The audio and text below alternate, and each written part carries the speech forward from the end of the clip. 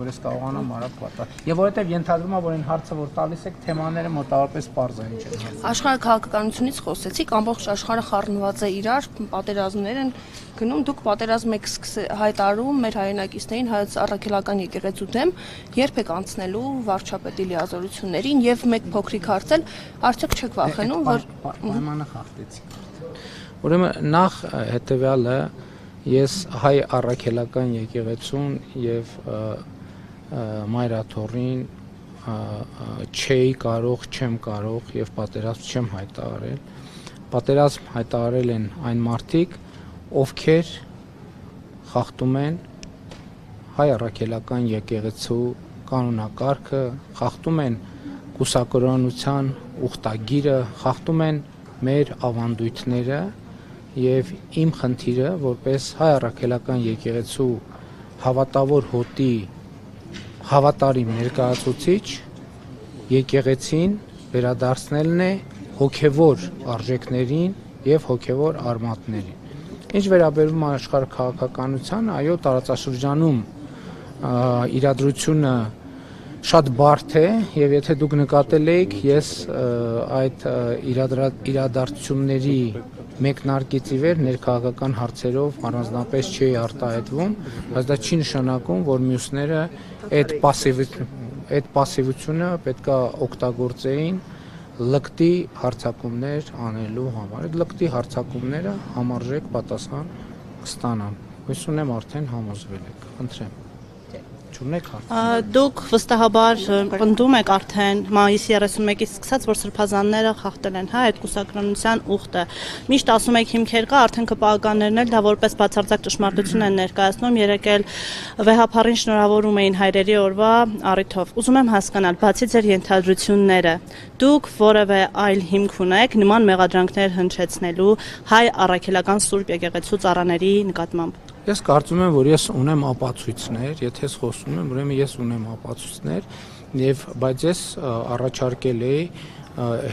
դուք չեք նկատել, որ չեն վիճարկում իրենք դա։ Իրենք չեն վիճարկում։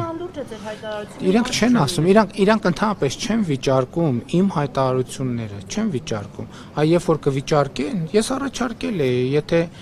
եթե իրենք որևէ ձևով վիճարկում են, իրենք կարող են դատի տալ եւ այդ ապացույցները կներկայացվեն կամ այլ ձևաչափով այդ ապացույցները կներկայացվեն։ Խնդիրը այն է հետեւյալը, ընդ որում ես ուզում եմ շատ հստակ ընդգծեմ, ընդ որում ես մոռացա մի վարքյան։ Իմ դիրքորոշումները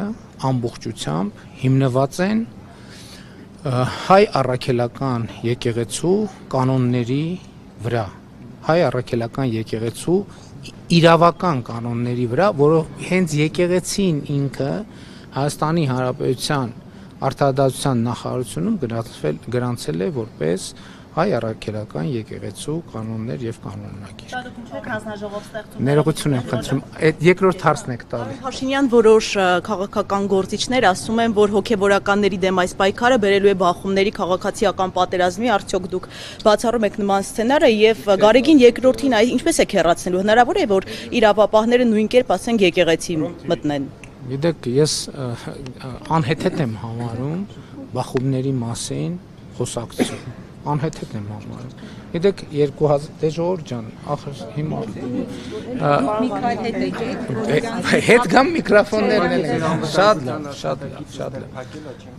Շատ լավ։ Ներողություն, հա, դա կատարյալ անհեթեթություն եմ համարում։ Գիտեք, մենք 2018 թվականին Հայաստանում հեղափոխություն ենք իրականացրել եւ ըստ էության բախումներ չեն եղել։ Հիմա մենք հոգևոր, բացառապես հոգևոր խնդիր ենք առաջ քաշում եւ այդ հոգևոր խնդիրը իրականացնելը կարող է տեղի ունենալ միայն հոգևոր, քրիստոնեավայել, քրիստոնեական սիրո վրա հիմնված գործողությունների եւ քայլերի վրա։ Հայ առաքելական եկեղեցու հավատավոր հոտը ինքը կմերժի եւ ես ուզում էի ձեզ ցույց տալ, ես այսօր կռահելով ես բերել եմ ապացույցն, չէ, ապացույց։ Ես ձեզ բերել եմ այն մյուս գիրքն, այս գիրքը տեսեք, հա։ Մայրա Թոր Սուրբ Էջմիածին համաբարբար կանոնագիր հայոց։ Այս եւ ահա այս գրքերի մեջ է սահմանված, սրանք հայ առաքելական եկեղեցու դարերով այս գրքի մեջ կանոնները ձևակերպվել են 356 թվականից Աշտիշատի ժողովից սկսած, որտեղ հստակ ասվում է, որ կուսակրոնությունը խախտած եպիսկոպոսը, ես գիտեք, որ կաթողիկոսը նույնպես եպիսկոպոս է, կարգալույծ է արվում։ Նրանք չեն կարող ընդհանրապես խորանին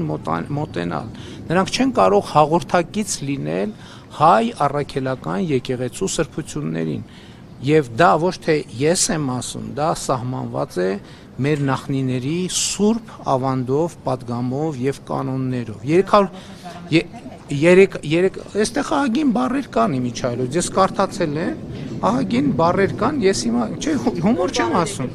նոր բառեր էլ կան, ձեզ ծանոթ բառեր էլ կան, անծանոթ բառեր էլ կան, բայց այսօր չեմ կարծում, թե մենք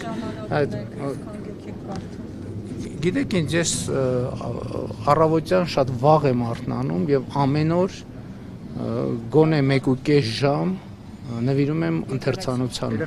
Եկեղեցու, գիտեք ինչ, վերջին շրջանում, վերջին ամիսներին հիմնականում հայ ժողովրդի պատմությանը, մեր եկեղեցու պատմությանը, մեր եկեղեցու ավանդներին, մեր եկեղեցու կանոններին, սուրբ գրյան ընթերցումներին եւ այլն եւ այդպես շարունակ։ Կարող ենք այս կողմից էլ հարցեր Պարոն ուղղել։ վարչապետ, Արդեն այս կողմից սկսենք։ Պարոն վարչապետ, Պարոն վարչապետ, Չէ, ակումբեր չունենք։ ինչպես կարձականքեք նաև